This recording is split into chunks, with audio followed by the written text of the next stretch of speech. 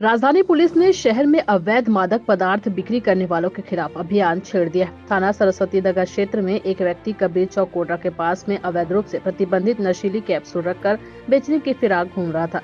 सूचना पर पुलिस ने सुरेश साल्वे को पकड़ा। उनके कब्जे से सफेद रंग के कैरी बैग में रखे प्रतिबंधित नशीली कैप्सूल 432 नग कीमती 2,808 रुपए को जब्त कर थाना लाया गया। वहीं आरोपी को न्यायिक रिमांड पर जेल भेज दिया गया।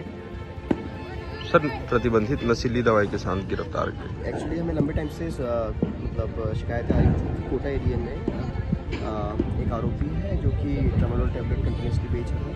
तो उसी पे हमने 10 दिसंबर को कार्रवाई करते हुए उससे धरती बोचा, साथ ही साथ उसके पास से 432 नग ट्रामाडोल जो टैबलेट थी उसे जब्त किया गया है। आरोपी का नाम सुरेश साल्वे।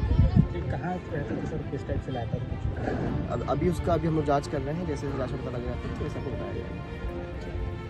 वहीं दूसरे मामले में पुलिस को बड़ी सफलता हाथ लगी है। कबीर नगर क्षेत्र अंतर्गत सोन डोगरी स्थित सूने मकान में लाखों रुपए की चोरी करने वाला एक आरोपी एवं विधि के साथ संघर्षरत एक बालक सहित 2 लोगों को गिरफ्तार किया। ये जो चोरी के एक आरोपी को पकड़ा है, उससे चोरी का सामान भी जब्त किया गया।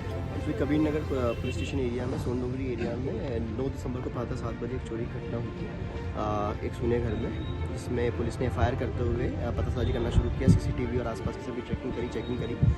उससे रितेश कुमार नामक एक आरोपी पकड़ा गया। साथ ही साथ एक